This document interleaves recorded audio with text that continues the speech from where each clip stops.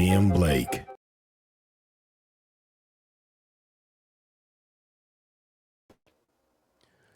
Welcome. What's going on, everybody? Welcome to the Blake being Blake podcast. This is the podcast where real life meets real conversations. I'm your host, Blake. I'm a veteran. I'm an American man fighting and trying to figure it out just like you. This is the space where we talk about life, we talk about growth, success, and everything in between. No filters, no fluff, just real talk. If you're trying to grow, if you're trying to evolve, become a better version of yourself, you're in the right place. So let's get into it. What's going on, everybody? How you doing?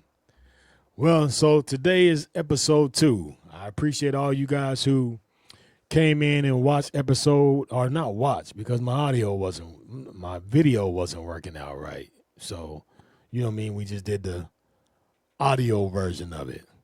But I appreciate you guys because you guys did pass the test and, shared it and listened to it. And, I found out I do really got some real G's behind me, like some real people that really support me. And I appreciate all of you guys. So round of applause to you guys for that. 'Cause without you, it doesn't mean anything, right? Who cares? Who's going to listen? But we're here anyway, right? So today I wanted to do something today. I wanted to just run a story by you guys, like rough beginnings.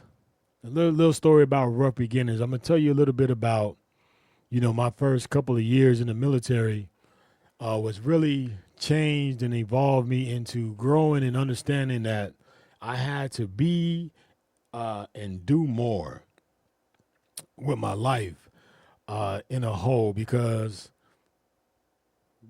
right before I went into the military, my life had took a turn. I joined the military at a pretty late age. So I came into the military at 24. Most people come right out of high school, or, they might wait a year, 2 years and then go. But I waited for a little while. I worked 22 jobs. I remember me and my grandmother, when I was filling out my application for the military, they asked how many jobs that you had. And I had to go through the thing and put all this stuff. And I was like, Grandma, man, I worked in 22 places from the time that I was able to start working until I actually went to the military. I had 22 jobs. That's crazy, but I had 22 different jobs because I'm the type of person where if I get somewhere and I'm not feeling it and it ain't what I thought it was supposed to be, then I got to move around because I don't want to waste my time in a space that I don't need to be in. So yeah, coming in, my beginnings was rough. I remember right before I did join the military, I would go to the club with my friends and people was getting shot and shot at.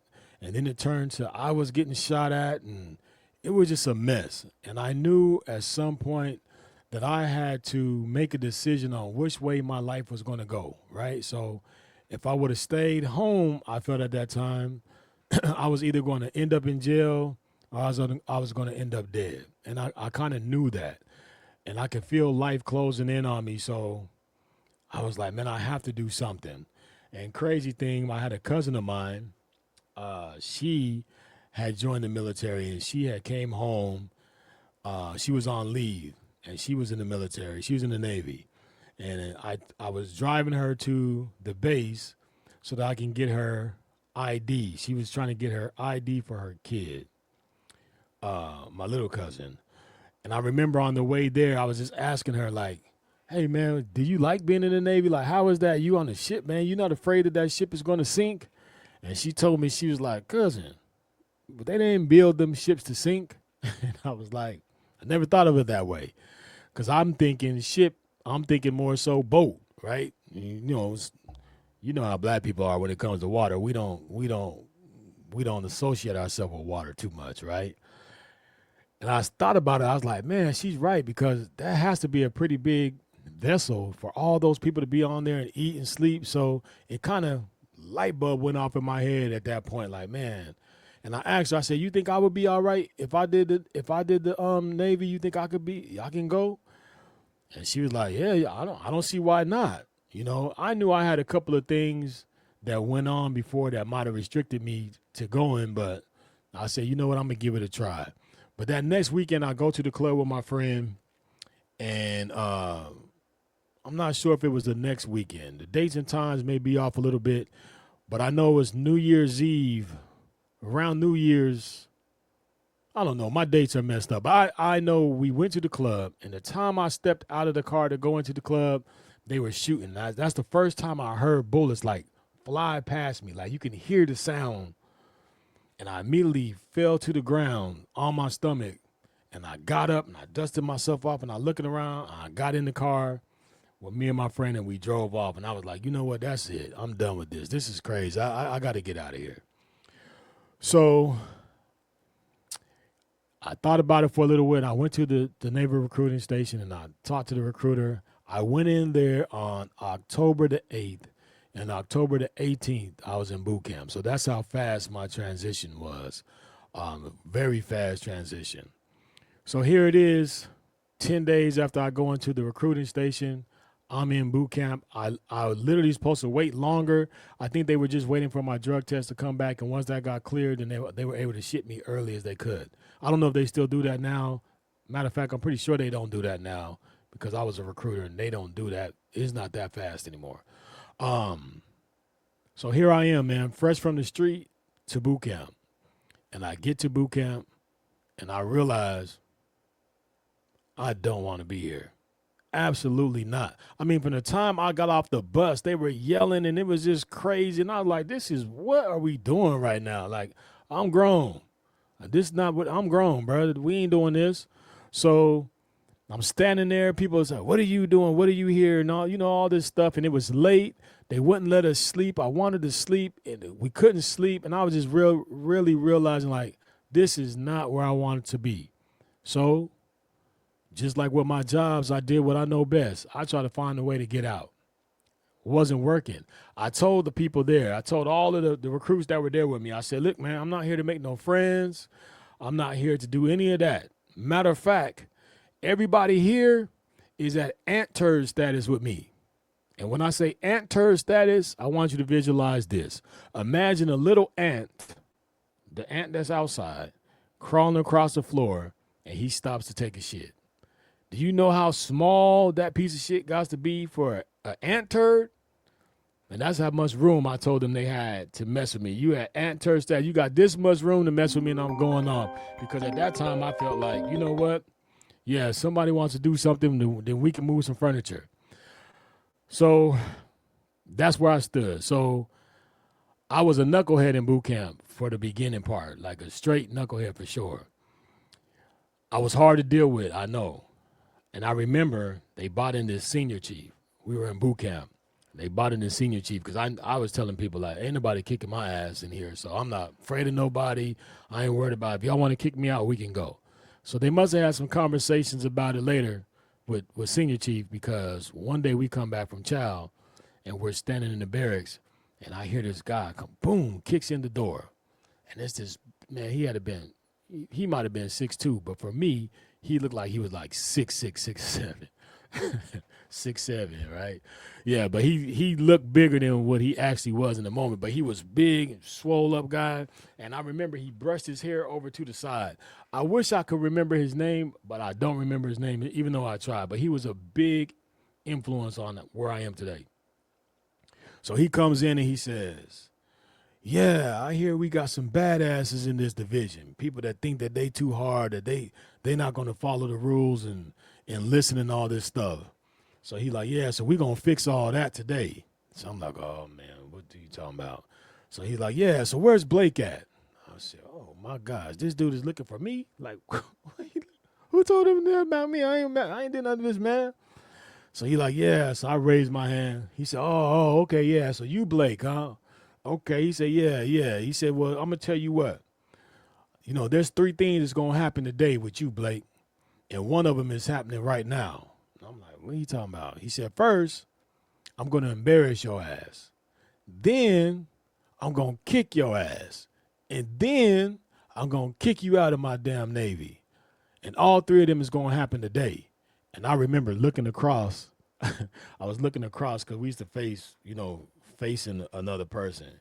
And his name was McGowan. I remember looking over at McGowan. McGowan was looking at me like, bro, you about to get your ass whooped. And I'm thinking to myself, like, bro, now I know I can move some furniture, but this bro, I don't think I'm going to be able to move no furniture with him.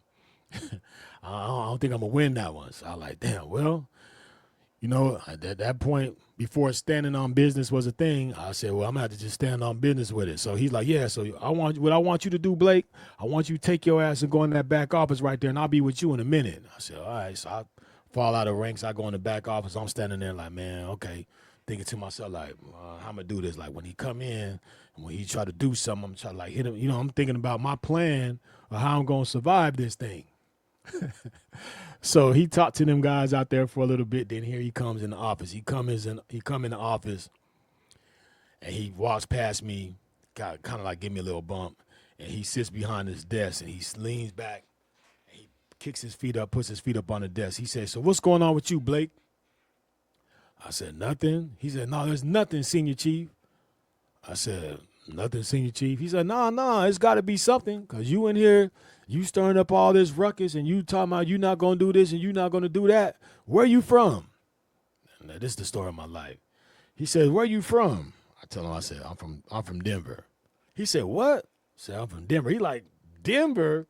There ain't no gangsters. Ain't no gangsters and no killers in Denver. What you talking about? You from Denver? You know where I'm from? So I'm like, nah. He said, I'm from East St. Louis. That's where all the real killers and dealers is at. You know about East St. Louis, don't you? And at that time, I knew somebody from East St. Louis before I joined the military. He was crazy. This dude was one of the craziest dudes I knew. So I'm like, yeah, I do. So he's got his hands folded up across his stomach. He's talking to me. He said, so, man, what's your problem, Blake? What's really going on with you, man? And I told him, I said, well, I don't feel like I need to be here, Senior Chief. He's like, well, why not? I don't fit here. I can go back home. So he looked at me, he said, Blake, you know what, man? If I send you home, you're going to be dead in 2 weeks. Am I lying? And I was like, no, Senior Chief. I get emotional when I talk about this. Because it was real, man. Like I knew, shit, that was my life. Like I ran to the military because I thought that was what was going to happen to me. So he's like, yeah, so if I sent you home, man, you'd be dead in 2 weeks. He said, but nah, shit, mate. I'm not going to do that. Nah, I know what you need. You need some responsibility. That's what you need. So this was going to happen with you today, Blake. Now, I ain't going to kick your ass, but I'm going to give you some responsibility. I'm going to give you some power. And I'm thinking to myself, like, what's he mean by that? So he said, yeah, this is what we going to do. He said, you know what a master at arm is? I'm like, no, Senior Chief. He's like, well, the master at arm is pretty much like the military police, but you're going to be that for your division. So, you seem like you got a little bit of size on you. You look like people probably were going to respect you a little bit. So I'm going to make you the master at arms. But this is the deal. If you lose it, your ass is out of here. But if you keep it, it's going to be beneficial to you. So I said, oh, man. So he said, so that's what I'm going to do. So I'm going to make that happen today. So he said, this is the other thing. Take your ass back out there and get back in line with your division. But tell them I did something to you. So I said, Dell. So I like, okay. So I was cool because I avoided the ass whooping that I didn't want to get because I knew Senior Chief was going to get my ass. If Senior Chief, if you out there and you still alive, man, God bless you, man, because you was very instrumental. That interaction that we had was very instrumental in me being who I am today because I know if you would have sent me home, I would have been out of here. And anybody who knows me knows that that's true. So I go back in the vision. Everybody's like, man, what happened? What did he say? What happened? What happened? Like Deputy Dog, what happened? What happened? So I go back out there like, man, don't worry about it. Don't worry about it. You know what I'm saying? I'm still trying to do my hard roll stuff. So, we went throughout the day. The next day, Pedasa Mojo comes to me and she's like, Blake, here, put this on your collar. I'm like, what is this? So she gave me some first class pin on my shoulder. I'm like, what is this? So she like, you the new master at arms of the division. So if somebody needs to go to the bathroom, if somebody needs to go somewhere, they got to come through you before they can do anything. So you're in control of that. I'm like, dang, boy, since she gave me that kind of power. So that was the last thing, to be honest, that was the last thing I needed, was to have that power, because there was like, people would come up and be like, hey, Blake, can I go to the bathroom? I'm like, nah, man, you don't need to go to the bathroom. So I was abusing my power at that, for that sense. But the crazy thing about it is him giving me that power changed my thought process from being a person that was in boot camp, that was a distraction, that was being disobedient, that wasn't listening, that was trying to do everything to get kicked out. Because I didn't want to face him again and fail in the charge that he gave me of being a leader, I took on the responsibility and I did it well. So I got over the not letting people go to the bathroom when they asked. And, I was fair, but I started to really like follow directions and listen. And I started learning a whole lot. I learned a whole lot about the Navy. I learned a whole lot about myself. I learned a whole lot about discipline.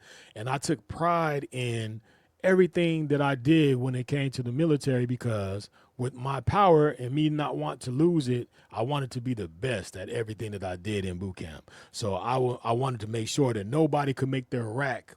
When I say rack, that's their bed. Nobody could make their bed tighter than mine. Nobody's uniform was going to be as clean as mine. Nobody's shoes was going to be shined up more than mine. Nobody could fold their underwear and their T-shirts and their stuff better than me, because I went from not want to be an example to setting the example. And it was very powerful, which led to me coming in as being one of the most likely to fail, to I got the Lone Star, the Lone Sailor Award on graduation, which is an award of the sailor that they think is going to be most likely to succeed. So I went from being at the bottom of the pole to the top of the pole, and it was only because I was given that leadership and I was given that ability to do something, and somebody saw something in me that I didn't see in myself. So I always will have a special place in my heart for Senior Chief who gave me that opportunity. Now, with that, I graduate, and I got to back up just a little bit. Before I graduate, they had what's called the ceremonial guard come to recruiting command. Now, the ceremonial guard, I'll say the presidential ceremonial guard, is a group of 200 military members who are handpicked to go to Washington, D.C. to represent the Navy, right? So the ceremonial guard has all branches of service. They have the Army, the Navy, the Marines, the Air Force. They have all of the branches there. And what we do is we are the ones that you see, like when the president comes in and he comes off the helicopter, you normally see a Marine that stands there and salutes him when he gets off the helicopter. Or anytime there is a big ceremony at the Pentagon or the White House, those sailors that you see outside standing there like statues, those are all ceremonial guard members. But they're handpicked, and there are only 200 people that are at the ceremonial guard at a time. So it's like 50 people that they bring in every year.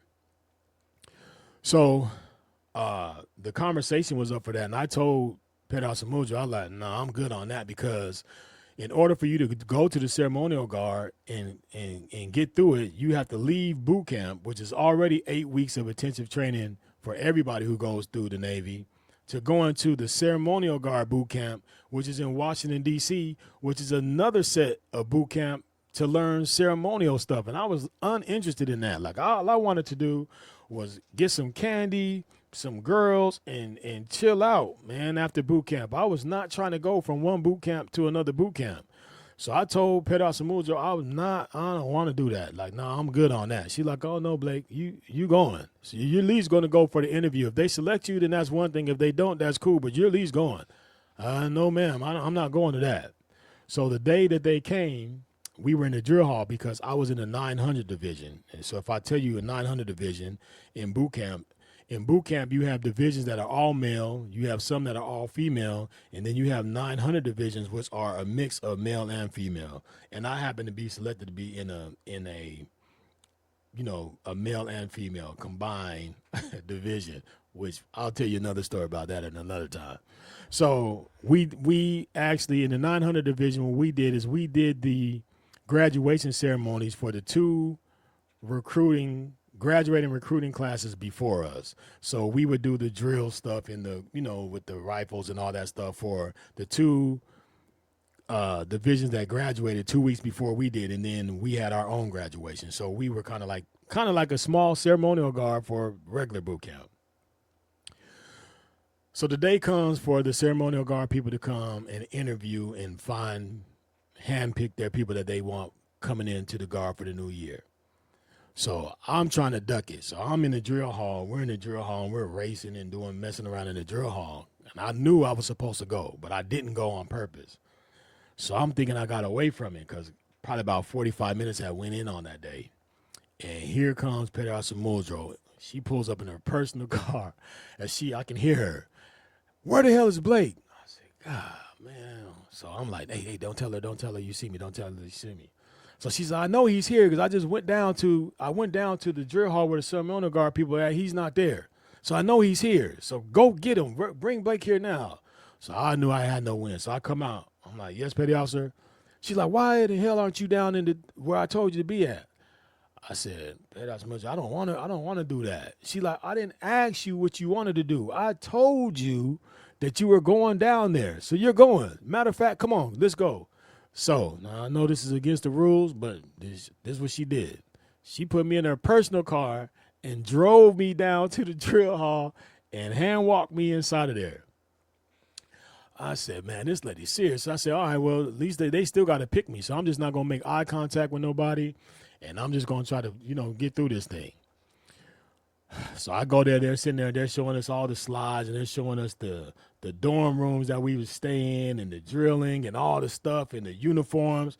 And I was like, oh, hell nah, bro, I can't do that. Like, it was crazy. So I'm thinking to myself, like, yeah, that stuff would be cool, but it ain't for me. I'm not doing none of that. So come down to selection time. And I remember his name was Petty Officer Barnes. He's about 6'4". I'm talking about he was under the bed dark. I'm talking about he made Michael Blackston look like Chico DeBarge. That's how black he was. He was so black, like he looked like a black Bart Simpson. Like he looked like a jet black Bart Simpson. He had these big old eyes. I hope Petty Officer Barnes don't hear me because he's cool as hell. But he looked crazy. Like he looked like a statue. He just looked like, you know what I'm saying? When you turn your computer screen off and you look at it and you just put two eyeballs on there, that's what he looked like. But he was a big old figure, man. He was a big old tall guy. So he kept on looking at me, and I'm like, man, why this dude looking at me? I'm thinking maybe he looking at me, maybe he's just sizing me up. You know what I mean? So I look over at him a little bit, but I'm not making too much eye contact with him. So they get done with everything, and he comes over to me. He's like, so what did you think? I said, I think it's pretty cool, man, but I don't know. I don't know if I could do that. And he said, well, why do you think you couldn't do that? I was like, I don't know, man. He's like, yeah. So he sat me down and talked to me a little bit about it and told me about all the stuff that comes along with it. And I was like, yeah, it seemed cool, man. But I mean, you got to go through another boot camp and you got to do all that kind of stuff. I was like, I just don't know. He's like, well, do you know of anybody else that you think of that might be a good fit for it? So I told him a name. I think I told him Johnson or Cosme. So he said, okay. So I'm thinking I'm good. No problem. I'm not going to get selected because he asked for somebody else. Wrong.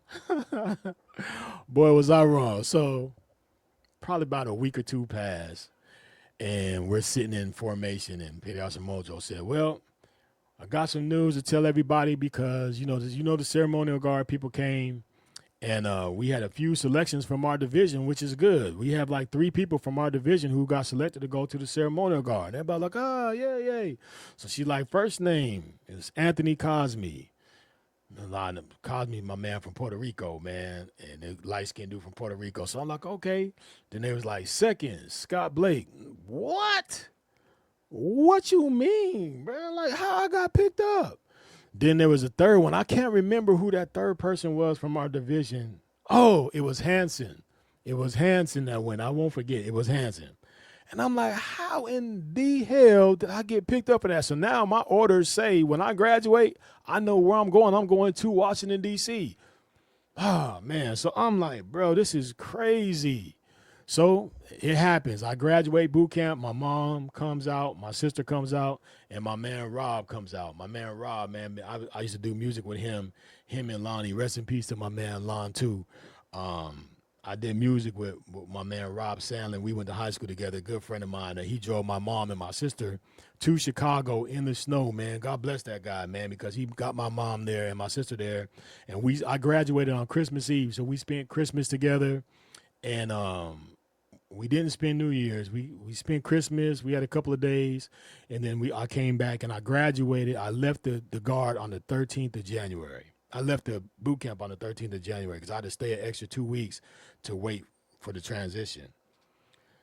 So I'm gonna try to speed it up. So I get to the ceremonial guard, and man, when I tell you, the nightmare started there. The first day I fly there, they pulled a body out of the Anacostia River. They pulled a body out of there. And I'm like, what in the world? And everything that you hear about D.C. is real thing, man. Like the base that we were on, Bowling Air Force Base, Anacostia Base, is right across from Berry Farms. And I don't know if Berry Farms is still messed up in Washington, D.C., but that was the hood. It was like a whole bunch of baby DMXs out there. And the substation was over there. So you had to go through the hood to get to the station. So they didn't even allow us to walk through there. We had to catch the shuttle bus to get to the subway station if we ever had to go there. We couldn't walk through there because it's too dangerous. So I'm in there the first day. They were looking for a guy in the water, and they pulled a lady out of the water.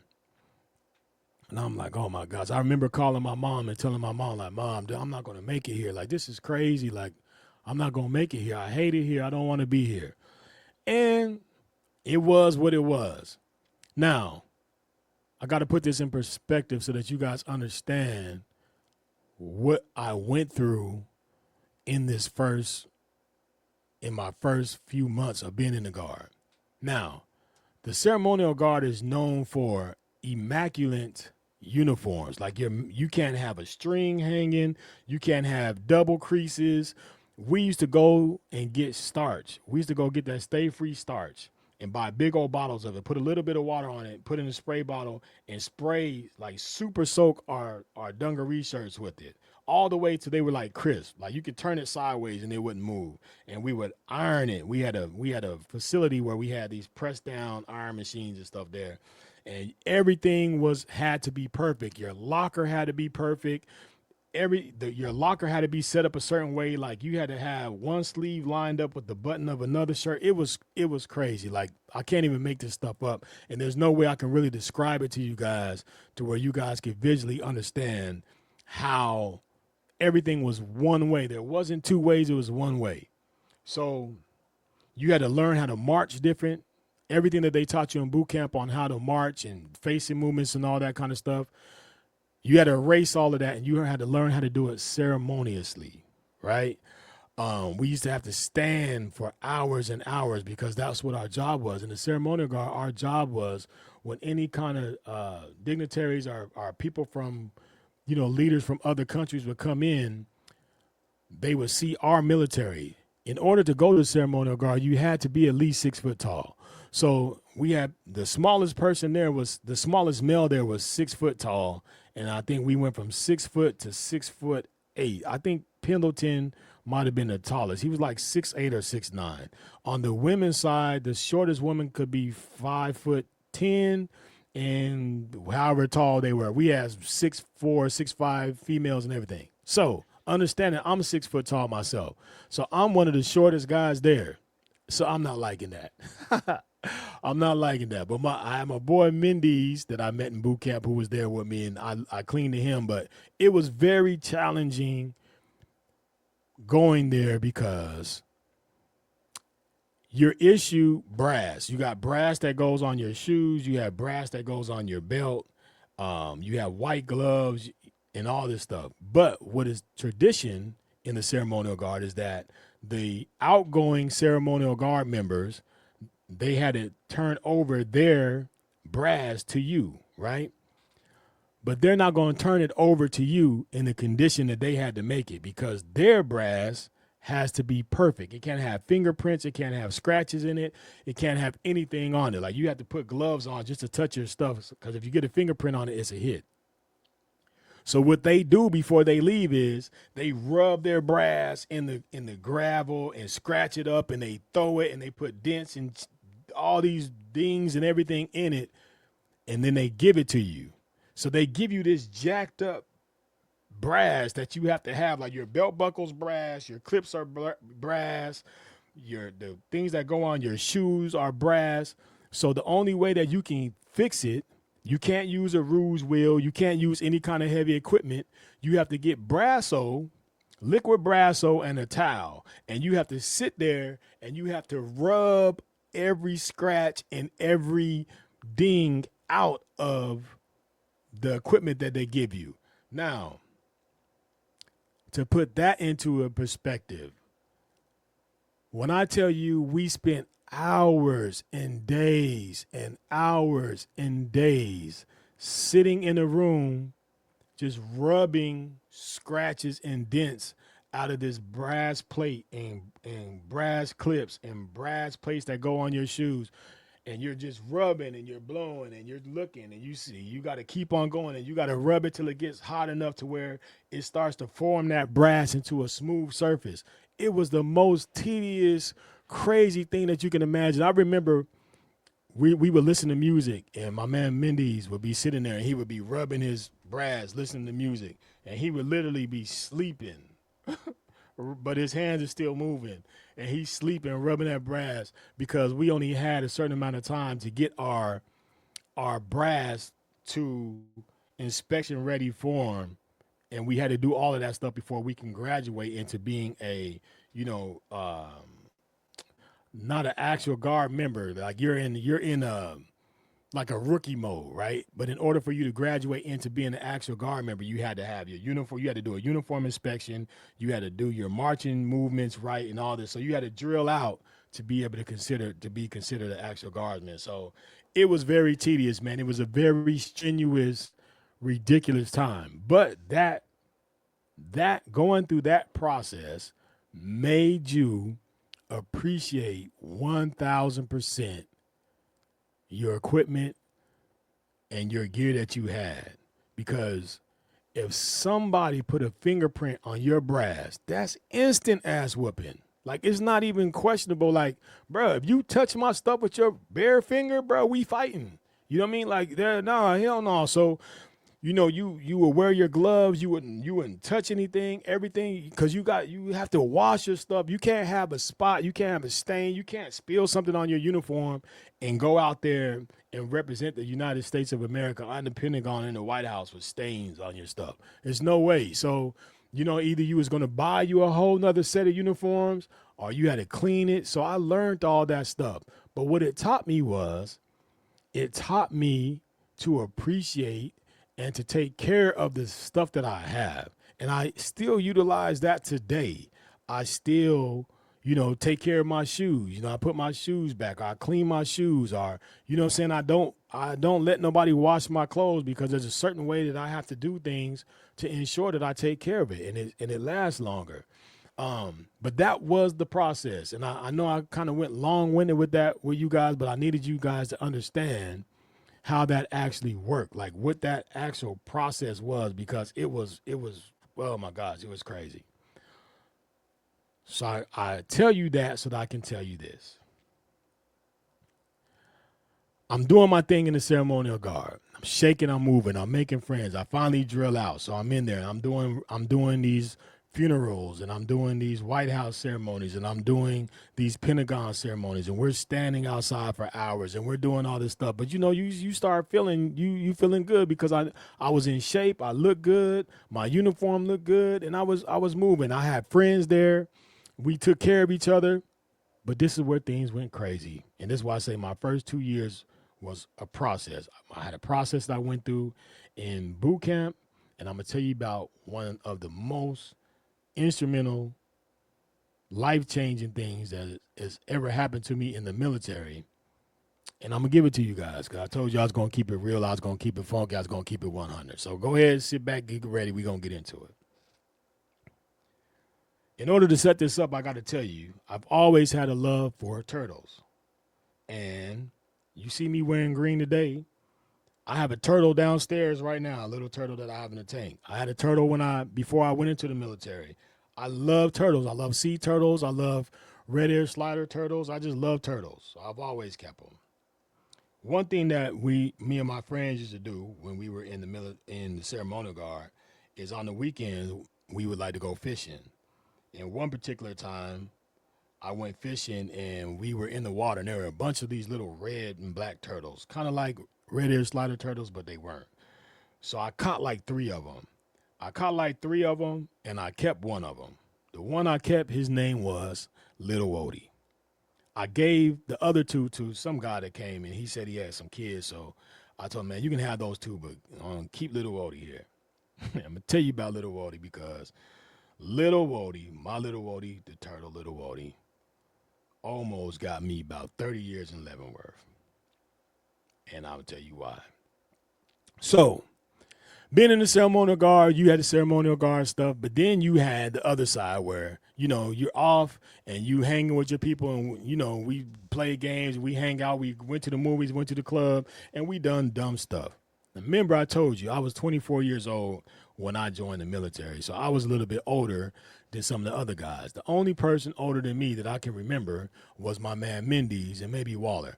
But my man Mendes was 10 years older than me, so Mendes came in at 34 and I came in at 24. So we were kind of like the big dogs in the ceremonial guard. So we played with each other, man. We played and we did stupid stuff. You play stupid games, you get stupid prizes. That's what I tell my kids. So we had started this thing where we had like little groups of people. Like we all knew each other. We played basketball with each other and all that kind of stuff. But for some reason, we thought it was a good idea to where we made up these 2 imitation Italian families. We had my family, which was the Gambino family, and there was another one. I can't remember what they named themselves, but we had these 2. We were all friends, but we had 2 sides. The thought process on it was my family, it was me, the leader, and I had Robinson and Parker and some other guys, and we all hung with each other. But the premise of it is that we always needed to be with each other. We don't never need to be separate. There should never be a time where one of us should be by themselves. And that's kind of what the thing was. Because if you were found by yourself, by the other family, their job was to grab you up, take you into the barracks, hide you somewhere, and then they would give little hints to the other family to let you know that they had one of your members. It's stupid now, and it probably sounds stupid to you guys listening, but this is what we were doing. So let's just say you're in my Gambino family, and you just happen to walk from the drill hall to the barracks by yourself, and you get caught by one or a group of Mendes family. And what they would do, they would get you and they would take you in the barracks and we would wrestle and rough each other up. We wouldn't hurt each other, but we would rough each other up. You know what I'm saying? And then like they might take a shoe off and like put the shoe in front of my door. Right? So now I come to my barracks room and I see a shoe in the front. I'm like, whose shoe is this? And then I'll go on the thing and my phone would ring and they'd be like, hey, you missing anybody? I'm like, no, what are you talking about? They're like, hold on a minute. Let me let you talk to them. So I might hear somebody be like, hey, Blake, come get me. They got me that. And then they hang up the phone. I'm like, oh, man, they got. So now I know they got one of my people, right? So now what we would do, we would go door to door trying to knock to find out where my guy is. So I'm just going to throw a name out there. Let's just say Rod. I'm trying to find where Rod is at. So I'm going knocking on this door. I'm knocking on that door. Hey, man, you seen Rod? Everybody, nah, I ain't seen him. You sure? Nah, I ain't seen him. Well, if you see him, let them know that I'm looking for him. And we would send a message that way, right? So now, let's say we find this said Rod. We know that he's in the room because I know he's there. So we go in there and we do our thing and we go and we're wrestling and we had this big old wrestling party thing and we're roughing each other up and all this kind of stuff. But then we end up getting Rod out and we bring him back and he's back in the family. That was the game. That was it. Everybody wakes up the next day and we go again. But now because we know that you got robbed, I'm on extra alert with your people. You better not let me catch you with one of your guys by themselves because we going to get them and we going to do the same thing. That was a premise. That was the whole thing. That was the end. It never was anybody got hurt. Nobody was bleeding. Nobody got beat up. That's just what we did. Now, I will say this in all honesty. I was very good at tying people up. So, yes, sometimes I would tie somebody up, you know what I'm saying, just to let them know that they wasn't going nowhere. But, you know, you would come and get them, you untie them and the whole thing. And that's just how we played. And everybody knew that's what we did. And so, therefore, my family got bigger, so did Mindy's family got bigger. So it was like, whose family are you on? You on the Gambino family or are you on the other family? And I wish I knew the name, but I can't remember the name now because it's been over 20 years. So that's the game that we play pretty much every day. Some days nothing happened. Some days it happened, and then we would wrestle and all that kind of stuff. That's how we got our energy out. Dumb game, dumb prize. Now, here we go. This where the good this where the good part comes because here we go. My birthday is September 23rd. So a group of us worked at we were bouncers at a club in Georgetown. So we would do bouncing stuff part-time, and, you know, that's what we did to make extra money. Well, this night, I didn't work. It was my birthday, so the guard people told me that they were going to take me out for my birthday. So they take me out. Man, I'm talking about we went out. Everybody was drink here, drink there. The worst thing you can do is give a whole bunch of sailors some money because they're going to get you toe up. And if you ever drank with a sailor before, then you know you probably ain't going to come out of that okay. You're going to be hurting the next day. So it happened really fast. Like I was twisted, man. So I told him, I said, hey, man, take me back home, man. Like I can barely see. Take me back to the barracks. So they take me back to the barracks. Now, at this time, we have a brand new set of 50 ceremonial guards that are coming that are in the training mode, right? So they haven't actually become actual guard members yet. They're still drilling out.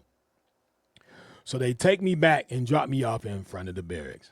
So when they drop me off, I got to walk up to my room, which is on the 3rd floor. But in the reception thing, we always had an on-site person that's a reception. It normally was a woman in there that will make sure that people who weren't supposed to be in there weren't there. So you had to sign your guests in if you had guests, or they would just make sure that you belong there.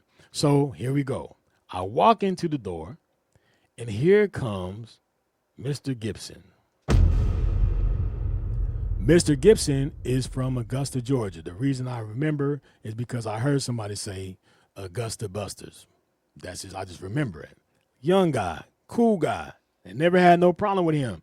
We was cool. I spoke with him, but I knew he wanted to be part of whatever we had going on, but he wasn't ready yet. So he wasn't a part of anybody's family. He was just somebody who was trying to get in and trying to make a name for himself. So I come in the door and I see him, and he's like, "What's up, Blake?" And I'm like, "Bro, not right now, bro. I'm told back, man." He's like, "Oh, what's up, man? I'm trying to be down." I said, "Nah, bro, not tonight, man. I can't even mess with you now. I'm too faded. I'm about to go upstairs and go to sleep." That was it. That's all that happened that night. So I go to my room and I go to sleep. Early in the morning, I hear this on my door. I'm like, "Bro, what is going on? Like, who is knocking on my door?" My head is hurting. It's my man Rob. My man Rob, I open the door and he's looking at me. I'm looking at him like, "What's up?" He was like, "Blake." I'm like, "What?" He like, "Man, tell me it's not true." I said, "What are you talking about? What? Tell you what's not true?" He said, "Man, I just saw Gibson. Gibson told me that he saw you last night come in drunk and he body slammed you in front of the reception lady." What? Who body slammed me? Now, you know how detrimental that can be. That's like Suge Knight being the leader of Death Row and some little dude come in there and body slam Suge Knight. His reputation is on the line. So I'm like, all right, you know what? This dude want to play, so we going to play today. So I said, all right, I'll tell you what. One, that didn't happen. And two, this is what I need you to do for me. I need you to go find Gibson and bring him to me. First wrong thing. So I go back in my room. I'm getting dressed and nothing really happening. Now remember I told you about Little Wody. This is where he come into play, but we gonna get there. So I say about 2 hours later, I hear some commotion in the hallway. And oh no, I don't want to go. I said, man, what they got going on? So I open up my door. I see my man Rob and Parker. They say, Blake, we found him. We got him. So I said, yeah, come on, man, bring him in. So now they bring Gibson into my room. Mind you, everybody knows Blake. Because Blake being Blake. Everybody know Blake. I'm going to cook with you. I'm going to laugh with you. Whatever's going on, I'm going to do it, but I'm going to take care of my people. But at the same time, because my family was deep, whatever I was doing, they was doing. So when they caught Gibson and brought him to me, along came probably about 6 other people that was in my family. So we got Gibson, and he's in my room. So here I go. Hey, man, where's my rope? They get the rope. They tie Gibson up. So we got Gibson tied up. So here it is. Now we're role playing. So I say, hey, man, so word has it that last night you came in and you saw I was drunk and you body slammed me. He's like, no, I didn't say that. I said, oh, so you didn't say that. So what you saying is that my man Robinson is lying to me then. So I said, Rob, so that's not what you told me? Because you came this morning, that's not what you told me? He's like, no, that's what he told me. I said, so somebody lying. So somebody lying. So you came in and you body slammed me, right? So after that, then what do I do? So, we doing the whole thing. We're role playing. So he's trying to plead his case. I tell him, I said, hey, man, I don't want to hear that, man. Put a sock in it. Next wrong thing. So my man Totoro grabs the sock, puts the sock in Gibson's mouth. Boop. But again, we're playing. And I know he's not going to get hurt. Nobody's going to do anything to him. So we got Gibson in the room. He's tied up. He's got a sock in his mouth. And there's about 8 other ceremonial guardsmen with me in the room. And we are holding court with thus said Mr. Gibson. So here I go. I said, well, you know what? I think you lying to me, man. I don't like pretty much nobody lying. And I don't believe you. So I say, all right, if you can convince little Wody that you didn't do that, then we're going to be good. Now, Gibson comes into when they catch Gibson, he has on his Navy PT shorts and his white ceremonial guard shirt. So, I mean, he just got on shorts and a T-shirt pretty much. So this is where I messed up. I grabbed little Wody out of the fish tank. He's probably about this big. And I say, little Wody, do you think Mr. Gibson's lying? You think he body slammed me? So Gibson's like, man, get the turtle away from me. Get the turtle away. So I say, man, yeah, I think you lying. So I said, man, you know what? I know what's going to make you tell the truth. And this is where I messed up again. I lift up Mr. Gibson's shorts. He still have his underwear on. Just lift his shorts up. And I was playing like I was going to put the turtle down his pants. Now, I don't know if any of you know, or some of y'all might not believe me, but this is true because the people who was there will tell you. When you take a aquatic turtle out, all he wants to do is get out of your hand. He's trying to get away. So the turtle is trying to move, and he's trying to get out and get me to put him down. And I'm like kind of like holding him sideways like this over Gibson's stomach. And I went to readjust the turtle, and when I did, the turtle comes out of my hand and falls on Gibson's stomach and runs straight down his pants. I swear to God, if I'm lying, I'm flying. I'm telling you the truth. So I'm like, oh shit, get the turtle. So when I go to grab the turtle from like, cause he was like right in the front, like his back legs are still out the seam of his pants. When I pulled the turtle out, the turtle had bit the side of Gibson's wee-wee. Yeah, real shit. Like it went from bad to, oh my God, worse. So I'm like, oh snap. So I'm not messing with that. So I'm like, oh shit, man. Like, hold on, man, get the turtle. So he's like, man, get that turtle, man, get the turtle, Blake. So my man Staley, he like, man, I got it. So he just grabs the turtle and rips it off. Boom.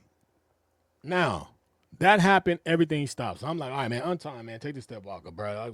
He gotta make sure he good. So I tell Gibson, I said, hey, Gibson, go in the bathroom, man. Check yourself to make sure you all right, bro. You good? He's like, no, I'm good, man. He's like, but that's fucked up, like you put that turtle on me. I like, bro, that wasn't the plan. I wasn't really gonna put the turtle on you, man, but the damn turtle ran down you. So go check yourself. So he goes in the bathroom and checks himself. He come back. He say, man, I'm good, man. He's like, man, that's fucked up though, Blake. I'm like, my bad, bro. I didn't want that to happen, dog. Like, so we good. Like, we good, man. It is what it is. So he stayed in the room and hung with us for probably about 45 minutes, man.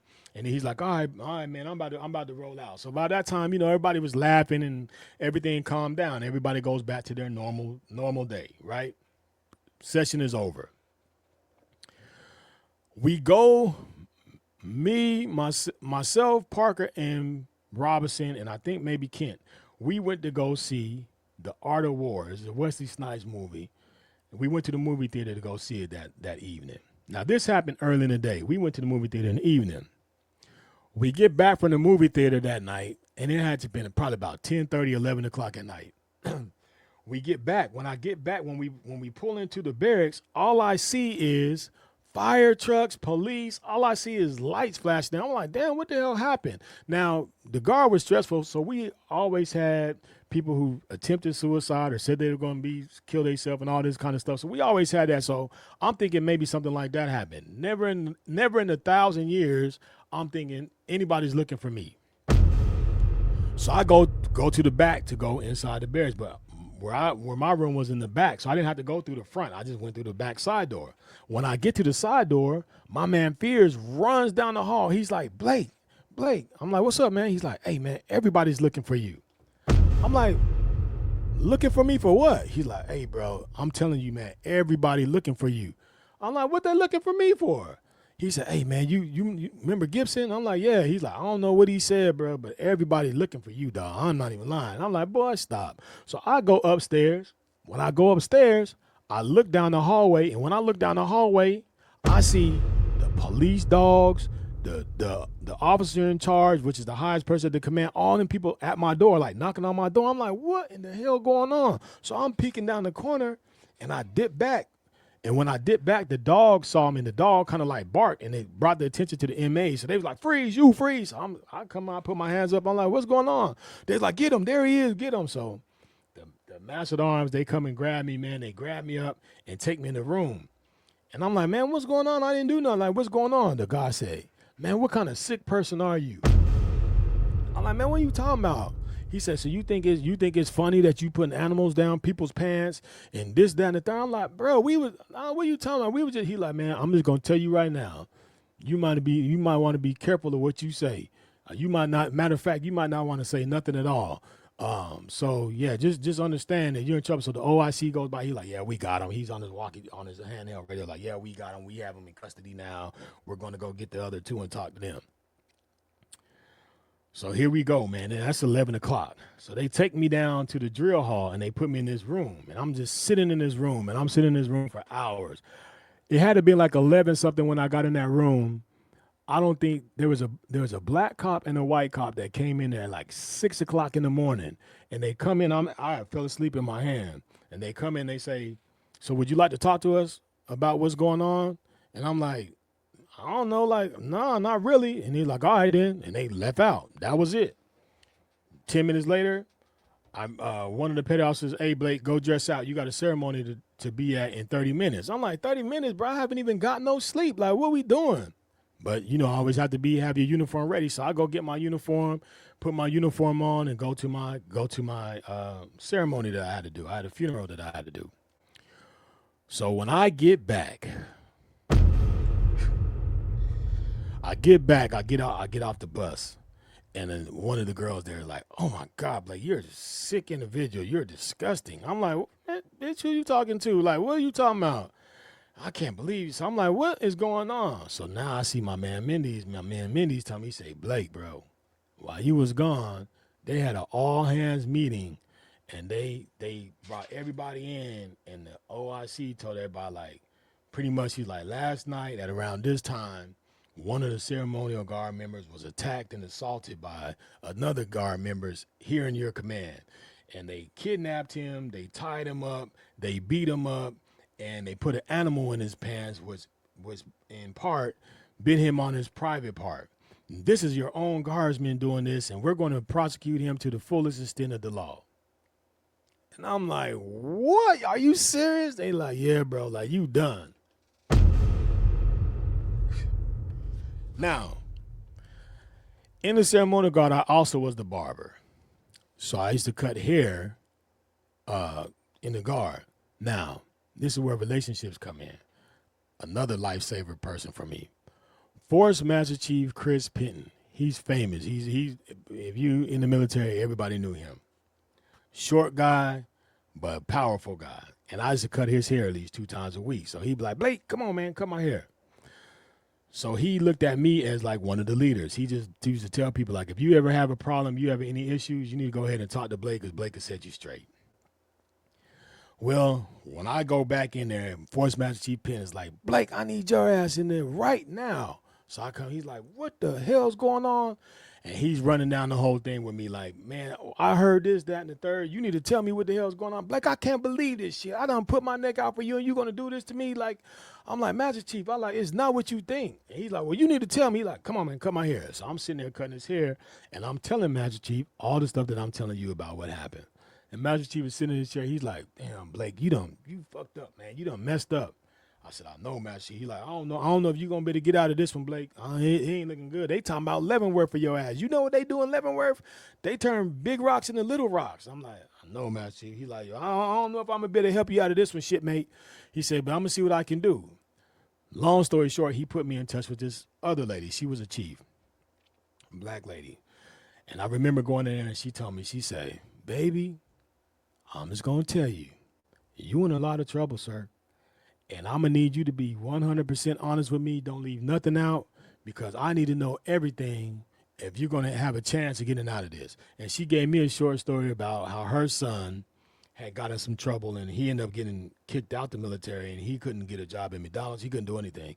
And she said she does her job because she wants to protect people from that, what she couldn't do for her son because she didn't have that job yet. So long story short, she told me to tell her everything. So I sat in there and I told her from the beginning, just like I told you guys, everything that happened. I told her everything, I didn't leave anything out. She does this to me. She says, okay, well, this is what I want you to do. I want you to take a look at these notes right here and tell me what you hear. Now, mind you, all of these people whose statements that I'm reading were my friends. So I thought. And I'm reading these statements, and all of them are saying, oh, yeah, Blake's done this to me before. He's this, that.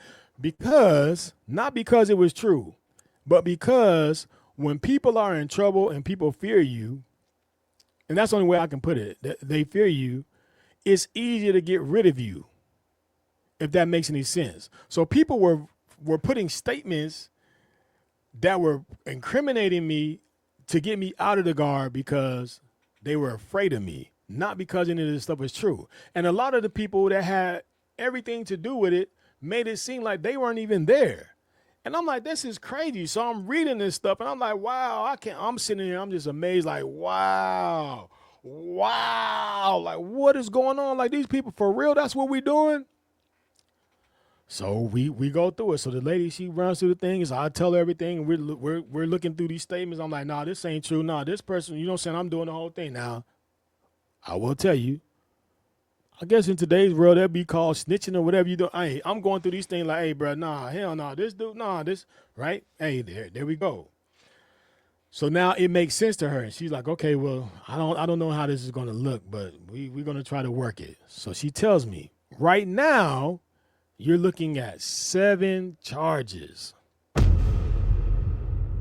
The first 3 are guaranteed Leavenworth. I'm like, Leavenworth? Like, what you mean? She's like, yeah. She like, the first one is kidnapping. The second one, bondage. Oh, my gosh. The third one, sexual assault. I said, oh my gosh, I'm done. Then it was hazing. and some other stuff, man. I don't even really care about the other ones. I don't even really remember all them. I just knew the first ones. I was done. I'm out of here, man. My military career is over. I'm done. It's over for me. And I just had my son. My son Elijah was one, I think, 1 years old. And I'm like, man, I done joined the military. I thought I had my stuff together, and here I am about to go to Leavenworth. So I got to call my mom and my grandma and tell them this. My grandmother came to the ceremonial guard with my Aunt Rhonda, and I remember, man, I was so depressed, man, because they wouldn't let me talk to any other guards people. I was pretty much secluded by myself. And I had to tell my grandmother what was going on. And my grandma was like, you and them damn turtles, because I've always kept turtles. And I was like, I don't know, Grandma. I don't know what's going to happen. But my grandma was always a good prayer warrior. My mother was a good prayer warrior. And they always prayed for me. And they're like, well, baby, God ain't going to let nothing happen to you that ain't supposed to happen to you. And I just let that be my faith in my walk with it.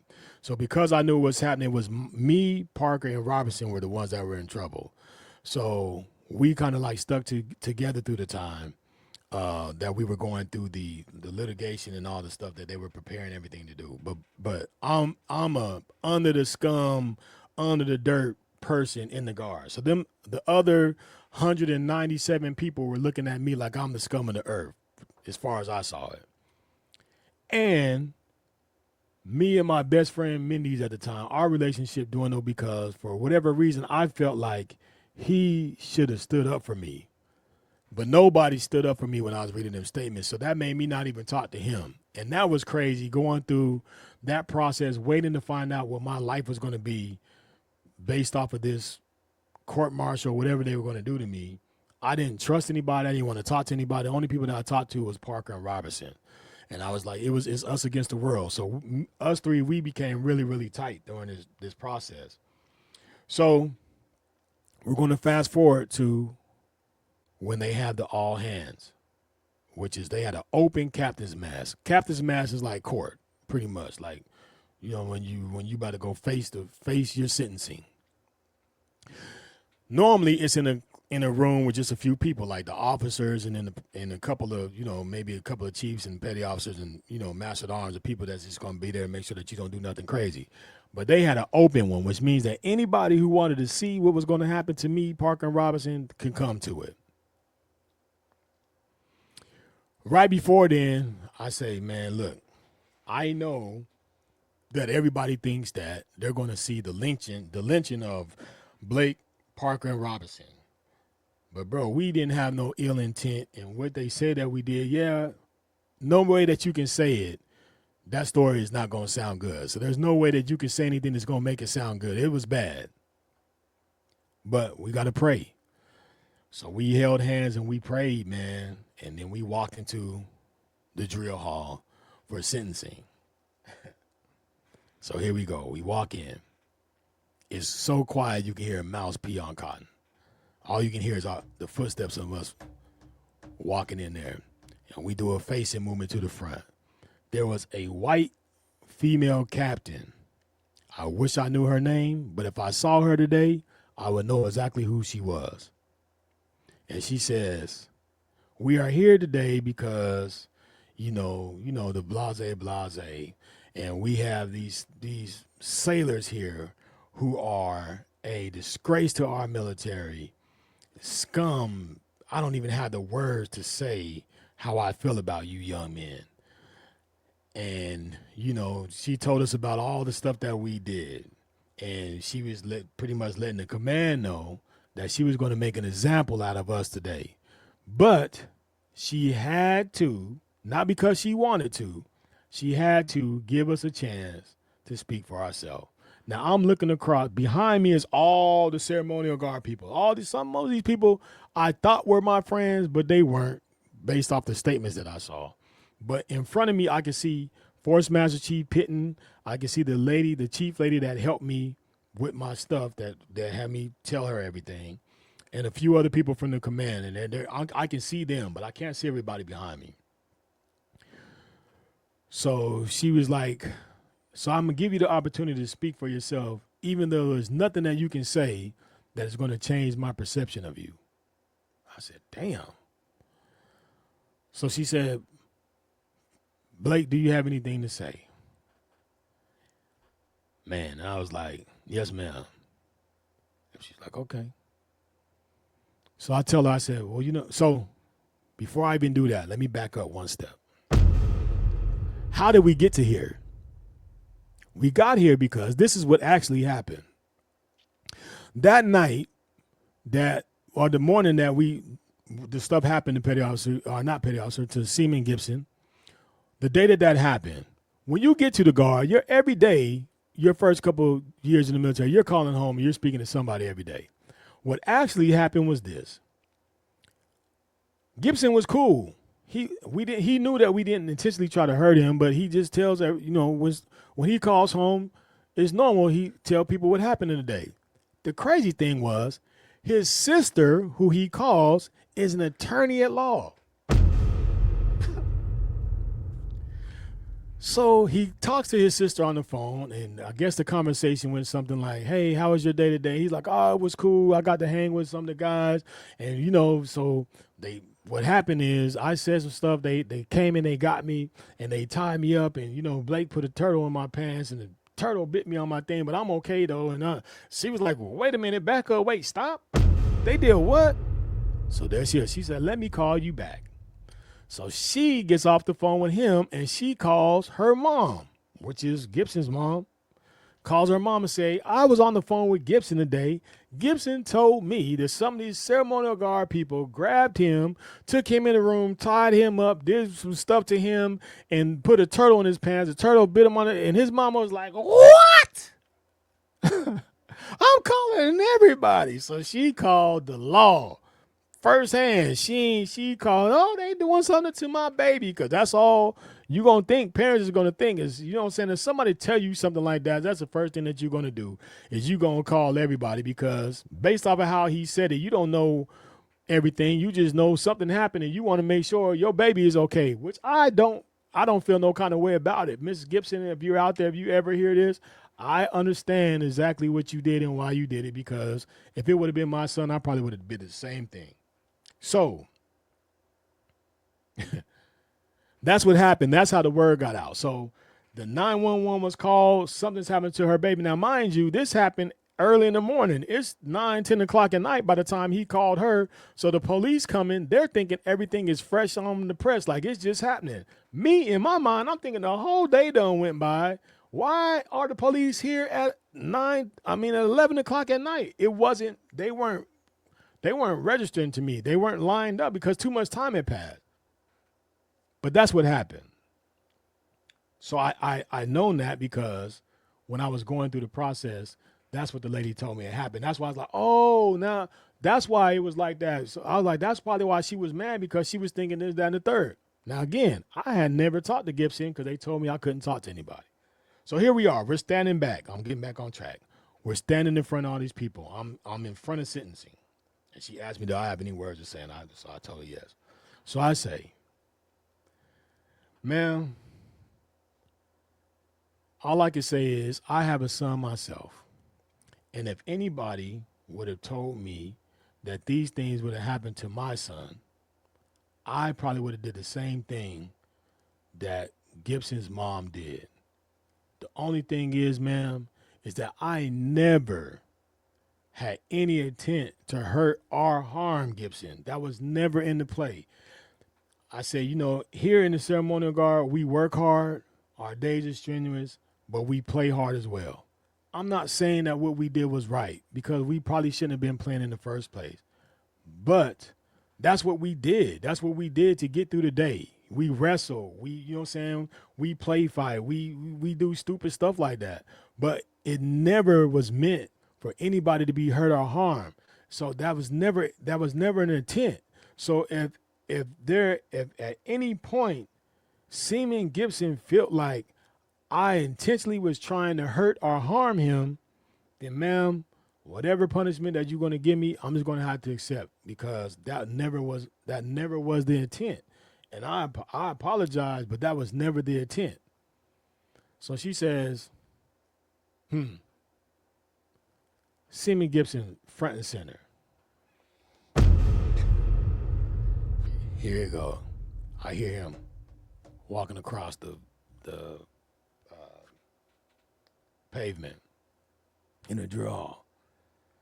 So he says, on the morning of September 24th, when all this occurred, at any time did you feel like Petty Officer Blake was trying to hurt or harm you? Did you ever feel like you were in any kind of danger?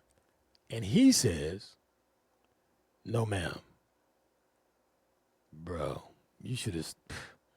So he said, ma'am, honestly, it's kind of my fault because I was the one that was always trying to be part of whatever they had. But as soon as everything happened, as soon as whatever happened, Blake was the one who made sure that I was okay and checked on me. And he kept asking me, was I okay? And I told him I was. But when I called my mom and my sister, they just called everybody. And I never had a chance to even talk to Blake. And now that all of this is happening, he felt bad. And he nudged me. He was like, I'm sorry, Blake. Man.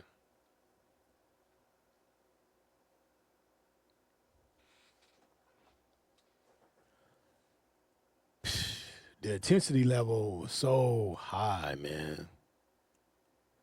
But I remember I looked up and I saw the captain and she was looking like, what the hell am I doing here? Like, why ain't nobody, what? So I already knew that whatever she was going to do to me, she was feeling a little bit different. So she said, so let me guess. So she says to Parker or Robinson, she's like, let me guess. Pretty much the same thing for you too, right?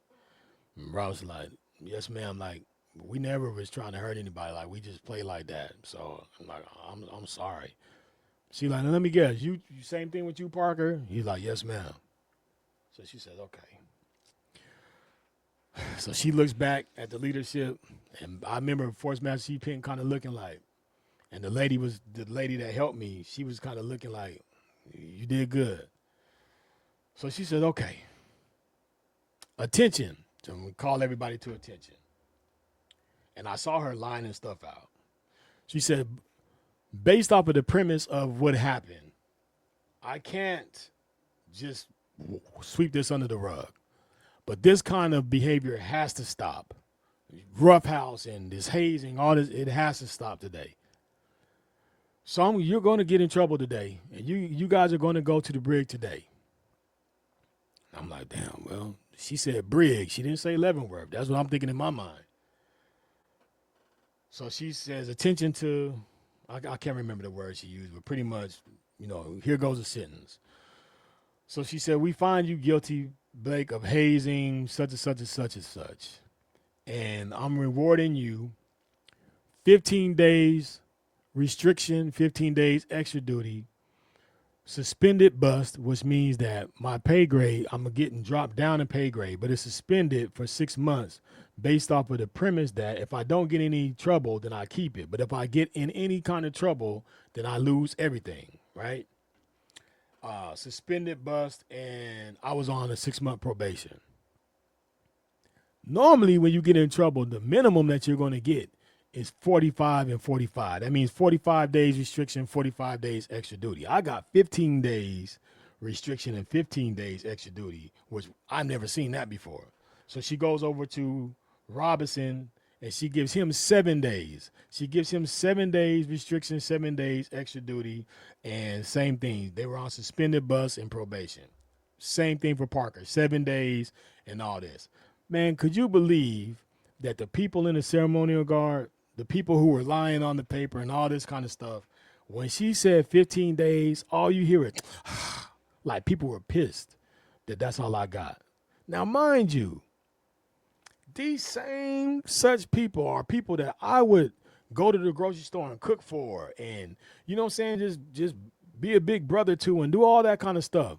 But you know what? You never know what people really think about you until you get into some real shit. When people have an opportunity to pin you to the cross, they will do so, even if you fed them or you helped them. If you want to know how somebody really feel about you, tell them no. then you'll know. Because as long as you saying yes and everything is good, they rocking with you. But when you take something away, then there they go. So them people were actually pissed. I heard that. And that hurt me more than any other thing, was to hear that people were upset that I wasn't going to go to Landward. So we did an about face and we walked out the room. And I just remember, man, all three of us broke down crying because we just knew that we were done. We just knew that our life was over. So we go to the brig and I did my 15 days. Parker and Robinson did their 7 days, and we get back. But from that, we became super tight all the way until I left the ceremonial guard. Me and my man Mendes mended our relationship later on down the line. And I'm here in Houston now with my man Mendes, and we're still good friends after almost 30 years. But I tell that story to say that, you know what I'm saying, I came from a rough beginning and I almost lost everything to understand that I have to appreciate everything. And I tell that story sometime because people would never know. And it's kind of, some people say it's kind of funny when it comes to this turtle. I've always loved turtles. I still have turtles. I got a turtle. Shoot. I stay with turtles all the time. I got them everywhere, man. Like little turtles, I just love these little things. But turtle almost cost me my career. That's for sure. But I told you guys I would tell you some story time. That was a quick, long story about some of the processes in the beginning of having rough beginnings, but I got through it and I made it. Shout out to my man Parker, my man Robinson, Force Master Chief Pitton, the chief. I don't remember her name because I'm bad with names over time, but these people who believed in me and didn't just give up on me. Even the senior chief in boot camp, that didn't, instead of him kicking my ass and kicking me out, he kicked me some responsibility and some leadership, which made me to be who I am today. And I will forever be grateful for those people. So my message to you is, sometimes when you feel like you want to give up on somebody, or sometimes, you know what I mean, when things seem a certain way, dig into it a little bit. Find out the truth behind the truth before you make a decision that can ruin somebody's life. Take some time. Be a real leader. Get all the facts straight. If you have an opportunity to give somebody some power, empower them and see how that can change their life. It's easy to push somebody away. It's hard to give them the tools and the leadership and the guidelines to help them stay. So make sure that you do what you can for who you can every day if you can. That's just my message to you with that. I want to say thank you for allowing me to share my story. This is Blake being Blake. I told you I was going to do it, and that's just that's what I did, and I'm glad I was able to share with you guys. I feel better getting that off my chest. So if this episode spoke to you in any way, make sure that you subscribe, share it with someone who needs it, and leave me a review. And remember, it's all love. It's never fake. It's just me, Blake being Blake. Make sure that you follow me on YouTube at Blake being Blake podcast on YouTube. That's where these episodes are going to go. I'm going to post this thing up to Spotify and wherever else I can. But I appreciate you guys for listening. I hope that this story kind of gave you a little bit of insight of who I am, maybe made you laugh a little bit, might have made you be thinking to yourself, I ain't messing with that dude no more.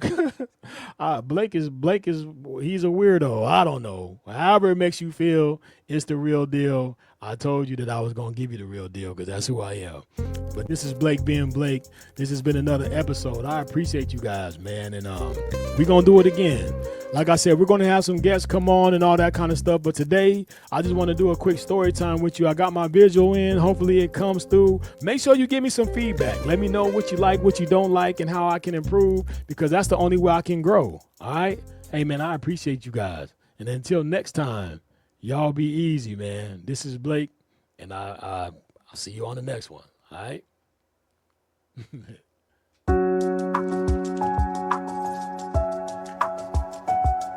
Every time I come in the kitchen, you in the kitchen. In the goddamn refrigerator. eating up all the food, all the chicken, all the pig feet, all the collard green, all the hog maws. I want to eat some of them chitlins. I love pig feet.